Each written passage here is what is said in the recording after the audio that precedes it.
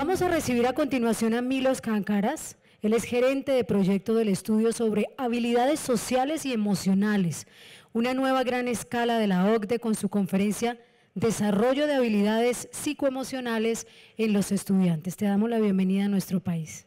So, hola, buenos días, and that will be all from my Spanish out of the concern for your own well-being. My name is Miloš Kankaraš. I'm project manager of the study on social and emotional skills organized by the Directorate for Education and Skills at the OECD. And that will be the topic of my talk today. This is the outline of my presentation, so I will first talk about social and emotional skills in general, about their meaning, development, and the importance. And then I will make a short overview of the new studies that we started recently at the OECD involving these topics. So it is very exciting time in the OECD if you are into this area of social emotional skills. And I will finish the presentation outline of some of the initial results from our studies. I think you also already noticed that in recent years there is a growing interest on the area of social emotional skills. Part of this interest is coming from the growing realization that they are important in schools, at work, and generally in life, both for the persons and societies as a whole. There is also a better understanding of their malleability. There was a long-standing misconception of social emotional skills as a fixed, non-changeable characteristics of people, and that is that conception is really changing in recent years. There are more sophisticated methods of assessments for the social emotional skills. I think one of the misconceptions in this area was also that they are hard to assess. Maybe it's my bias that I spent most of my life assessing these skills. I can tell you that they're pretty easy to assess, and there is really exciting time in the area of the assessment of social emotional skills, where there are new, very promising methodologies, and where there is also upgrades to the existing methodologies. So very interesting developments there. And of course there are these new societal, economic, technological developments in recent years that placed additional value on social emotional skills. So societies are in general more diverse. There is more migrations in the world.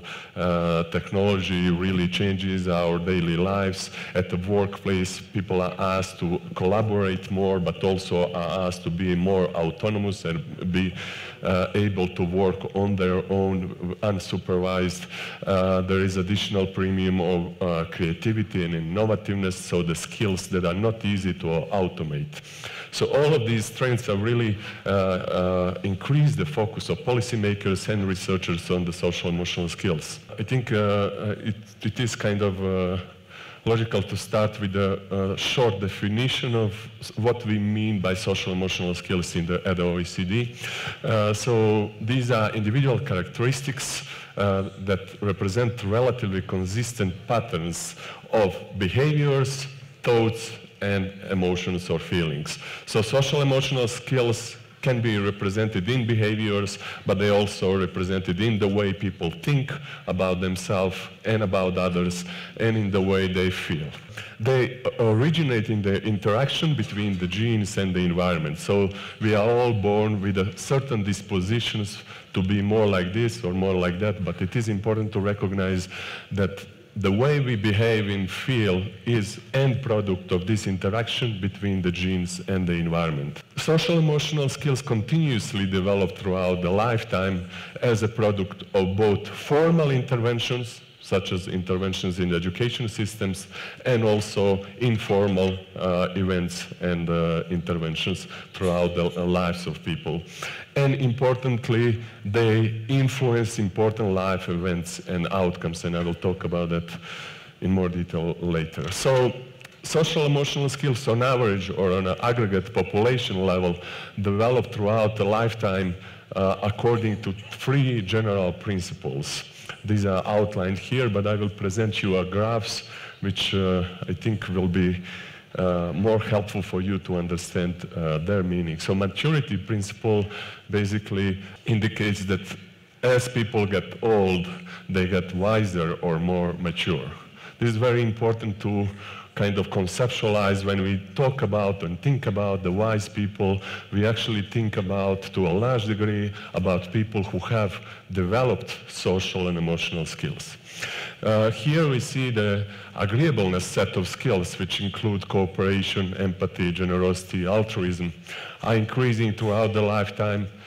Conscientiousness group of skills, organization, self-control, reliability, persistence, also gradually increased throughout entire lifetime. Emotional stability set of skills like emotional control, optimism, emotional vulnerability, also increase, especially during the 20s and 30s, and openness to experience increase at early ages and then slowly decrease in the later stages of the life. Maybe not easily understandable name, but this is a scientific name they use to come up with a very precise but maybe not the most sexy definitions. It is kind of complicated way of saying that the older people get, the more stable their characteristics are. Or the other way around, the older they get, the less changeable their social emotional skills. Here the bars represent the size of correlations between two different measures of a particular skill in particular person. So this means that if somebody measures my reliability at the two different stages, let's say in 2 months, if I'm 3 years old, the scores will be not that similar in two different occasions, so for two different measures, but if I am 60 years old, they will be quite similar to each other. Importantly, even seeing these results, it is necessary to see that these bars here are still around 0.7 in terms of intercorrelations. That means that around half of the variation of the scores on social and emotional skills of 70-year-olds are still not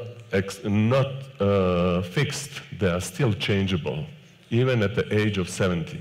Adolescent disruption principle basically can be summarized again as adolescence is a trouble. It's a trouble for adolescents themselves, but it's also a trouble for people around them, at least for a short period of time. Here is an example of two social and emotional skills. One is organization or orderliness, and the second one is self-discipline. And you see this characteristic dip here that happens at the age when children are exiting puberty and entering adolescence. And then after these years, somewhere starting from 60, 70 until 20, 22.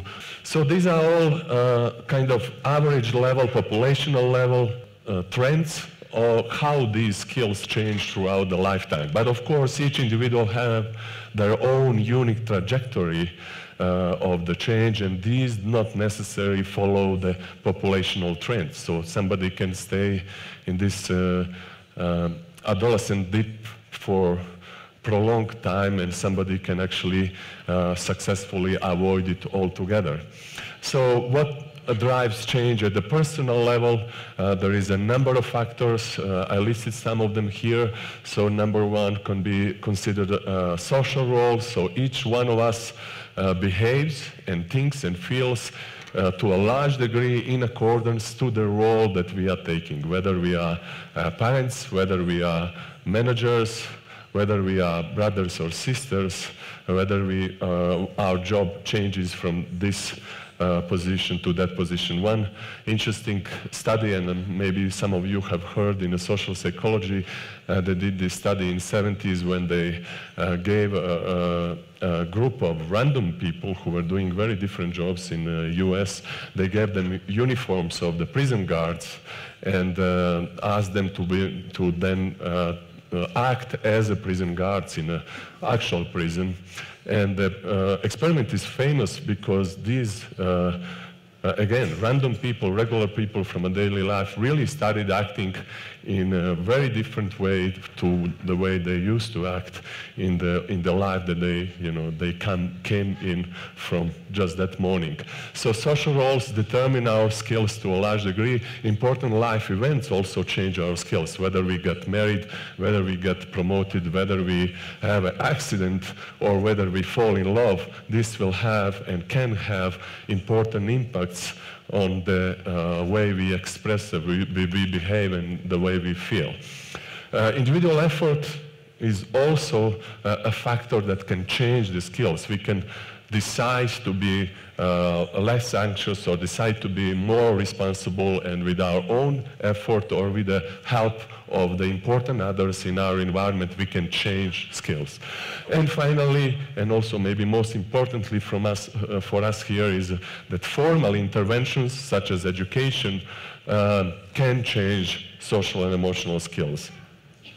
Interventions in general are ongoing efforts throughout the world and throughout the education systems. One recent meta-analysis of the hundreds of such studies of the effectiveness of the various intervention programs found that they have a moderately high effect.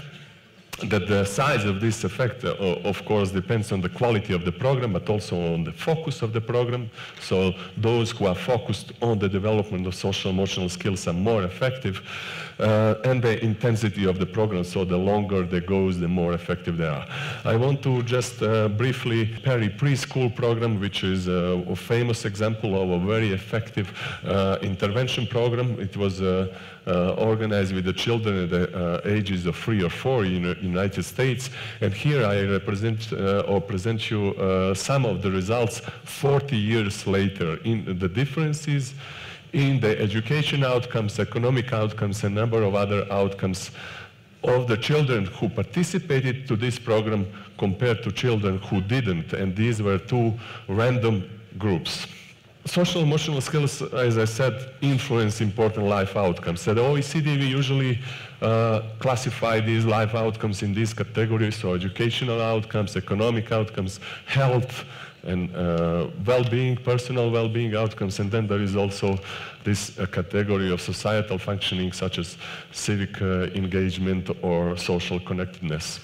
Here are the correlations or associations between some of the social emotional skills and the educational outcomes. So education attainment, you can see that they are on pair with intelligence, and actually the size of the association remains almost the same even when intelligence is accounted for. These are association of social emotional skills with occupational outcomes. By occupational outcomes, this is kind of aggregate measure of income, occupation status, and employment status. These are associations with the job performance. So you see overall job performance is associated with the social emotional skills, also task performance, organizational citizenship behaviors such as responsibility and teamwork, and negatively associated with the counterproductive work behavior such as violence at the workplace or theft.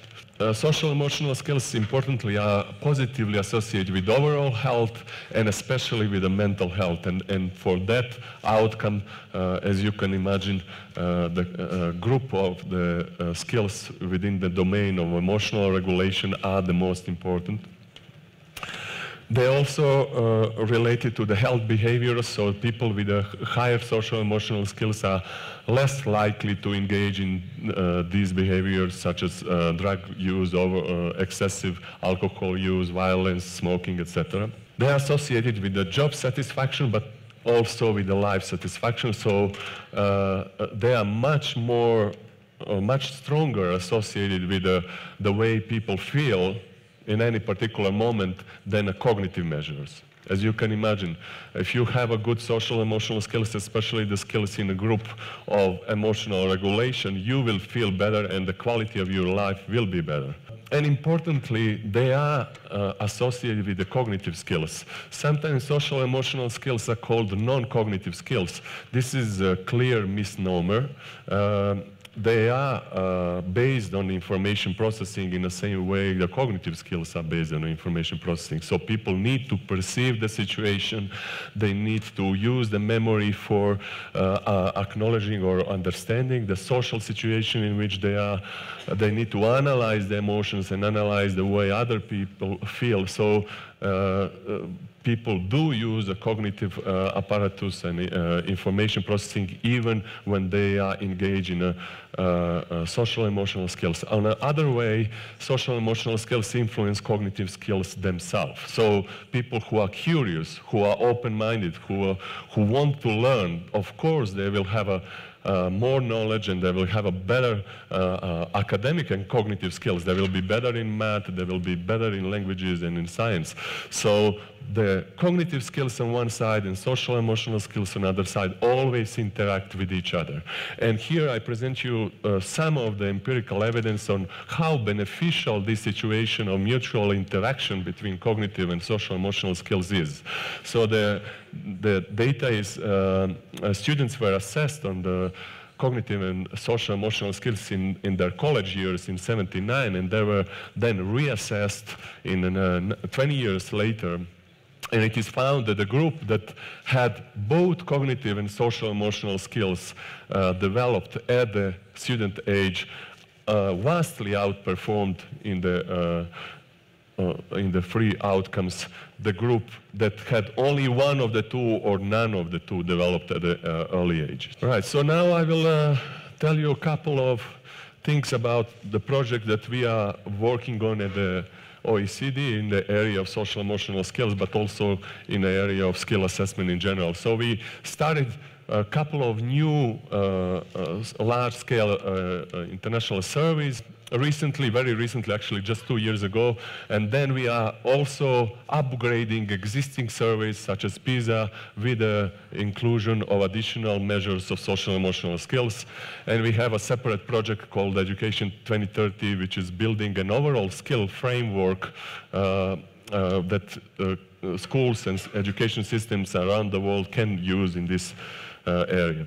So this is the kind of a map of our 4 surveys across the lifespan of the respondents that we use. So this is the new study, one of the 2 new studies that we just launched. It's called Early Learning and Child Wellbeing Study. It is involving 5-year-olds. And there it has this holistic approach. It assesses skills of both traditional cognitive skills such as reading and numeracy, but also social and emotional skills and mixed cognitive skills. Then we have, at the age of 10, this new study called Study on Social Emotional Skills. This study is focused predominantly on the social emotional skills, and there is a number of what we call compound skills, or mixed skills, which have the strong aspects of cognitive skills in themselves as well.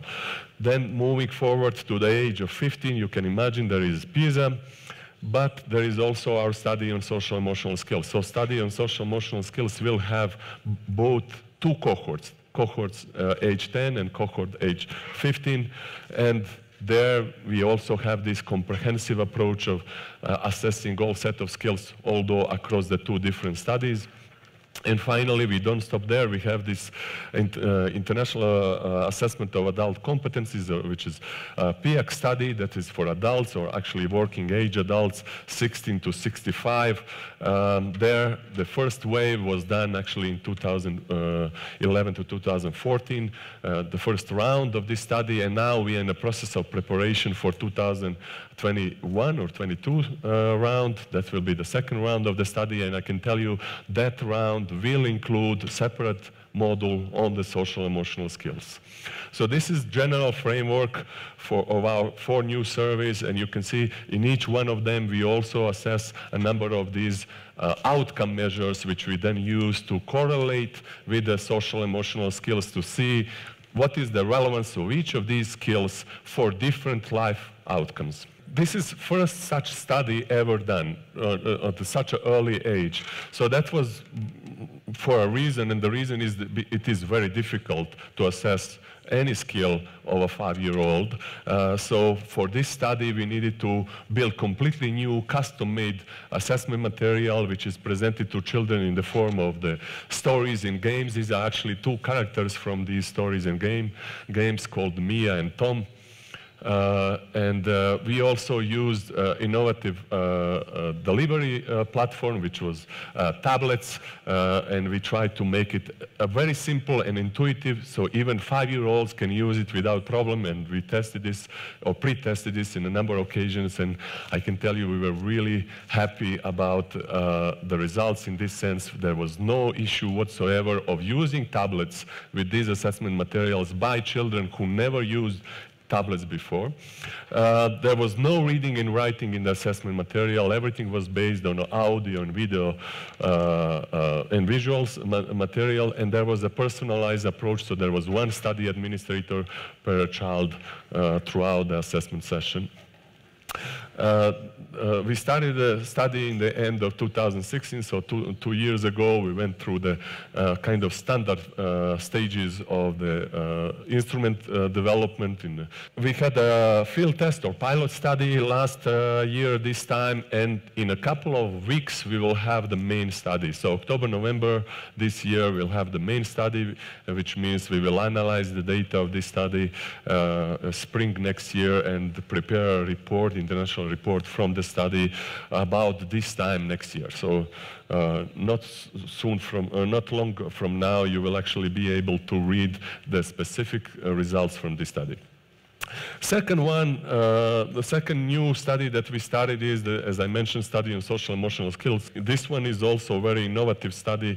There is very few such studies in the world done so far, so we are really excited about the possibility to start it, to gather all the necessary stakeholders together behind the study and to start it. These are the objectives of the study. Of course, we want to be able to reliably assess social and emotional skills, but that's definitely not our only objective.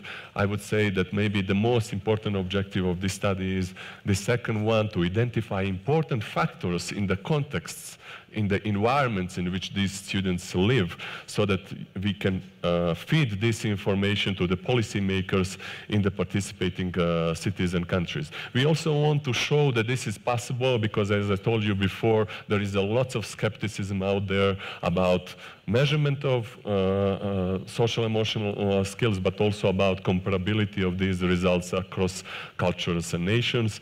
And finally, we want to create instruments that can be used in the next cycles, but also instruments that can be used by participating sites if they want to turn the study into the longitudinal one, so that they track children over the years. These are the selected skills. We selected 19 social and emotional skills for initial testing, and 15 of them will be, in the end, used in the, administered in the main study or assessed in the main study. Grouped in 6 broad domains. These are the groups in which they are kind of classified or categorized. I'm not going to mention each one of them. You can see this in the presentation. So this is 19 of them. We will exclude 4 of them after the pilot study, which will happen very soon. One important thing about this study, as I said before, we have a very comprehensive instruments for obtaining data, obtaining information about the context in which these children live, about their school context, about their family context, and about their peer context. So we have the questions or the contextual questionnaire for students. After the assessment of their 19 or 15 social emotional skills, they will answer really extensive questionnaire asking them about different areas of their lives, so in school and also at home. We'll ask their parents about the family environment in which these children live. We'll ask their teachers who know these students best, about their school environment. Importantly, you see here that we also ask parents and teachers to assess social and emotional skills of these children as well. So we'll have information about their skills from students themselves, but also from parents and from teachers. So we will be able to triangulate the data on the skill outcomes of each of the students. And then we will also ask school principals about general school climate and the school pedagogies with a special emphasis on the school pedagogies, their existence or non-existence in the area of social and emotional skills. We have, as I said, 2 cohorts with a sample size of 3,000 students in each of the 2 cohorts. So that means 6,000 students for each of the sites. And then our sampling design is a 2-stage random sampling. So in the first stage, we select schools. In the second stage, we select randomly students within the schools. These are our participating sites. Most of them are cities rather than countries. And you can see by the list that it is a very diverse group of sites in very many respects, in terms of size, in terms of the culture, in terms of the education systems behind. But I think you may be surprised that we do have some sites coming from Colombia itself. So out of our 11 participants, we have 2 participants coming from Colombia, and actually these are our early joiners to the study. And some of the representatives of these participants are actually here from Manizales. And actually it was our agreement that we share this presentation between 2 of us, but a representative didn't think this is a good idea. So this is really a very nice situation for us that we have Colombian representatives in the study, basically representing this region of the world, and we are really looking forward to deliver the study in Bogota and in Manizales. And I will shortly show you the timeline. A couple of additional information about study. It's a centralized administration, so online administration from one place. This is the only OECD study that has both cities and countries participating. The administration can be based on school classes. We will use as much as possible administrative data. It is possible to organize this study as a follow-up longitudinal study, so the instruments are made in such a way that they can be used at the age of 10, 11, 12, 13, 14, and 15, even in the older ages. And finally, we try to make it as compatible as possible to PISA so that the comparisons across the 2 studies will be possible. This is a study timeline. So we started it 2 years ago, and then we spent last year developing the instruments and study design, and also writing conceptual and assessment frameworks. Item trials were delivered in a number of sites in April, May this year, and just in a couple of weeks we will do our pilot study, which is also a very large project with the 500 children per site. We will analyze the data for the pilot study in the spring next year, and then the main study will be done 1 year from now. After that, we will analyze the data and report the findings in fall 2020, so basically 2 years from now. And I think coming from OECD and having in mind such a huge amount of empirical data that we gather in all of these surveys, I didn't want to come here and not to show you at least some of the data that we have on this topic. As I said, we are in the early stages of the instrument development for this study, but we do have some initial results. What I will present you is initial results from the quick online study of the parents of the teenagers from the US. It was about 1,000 of them, and this was done in February this year. So these are the relationships between the 19 social emotional skills and the grades, school grades, and you can see that the social emotional skills are accounting for a large part of variation in grades and much more than a socio-demographic, parent education, and income. Individual relationship between social emotional skills with the science. Curiosity has the highest relations with the science, and then persistence. Importantly, there is really strong relationship between the child health and the social and emotional skills. You can see it here. And regarding individual skills, as you could imagine, energy has the highest correlation with the children's health. We also ask parents, and we will ask actually students, parents, teachers, and school principals about how much they value each of the social and emotional skills. And these are the results from this initial survey of US parents. They tend to single out responsibility as the single most important social emotional skills among the list of 19 of them, followed by confidence and critical thinking. And then when you ask them what are the skills that you think are least important, maybe unsurprisingly, they think that the energy and sociability are not that important for their children, probably having in mind that in terms of energy, they are already having maybe a bit of excess of it. We also ask them a number of health-related behaviors, such as brushing teeth, and you can see that the social emotional skills, again, are the strongest predictors or strongest association with them. Regarding individual skills, persistence and cooperation have the highest correlation with brushing teeth. Eating fruit, again, strong predictor, social emotional skills taken together. 60 minutes of physical activity. This is important health-related behavior which was found to influence health status in general. Best predictor, again, what you could expect, energy. And finally, sleeping 8 hours or more has self-control and optimism. You can imagine why optimism is there. Again, something that you could predict. So I will finish the presentation here. We have dedicated websites for each of the studies that I presented. I show you the link to the portal for the study on social emotional skills, where you can find much more material about the study and which is regularly updated. Thank you very much.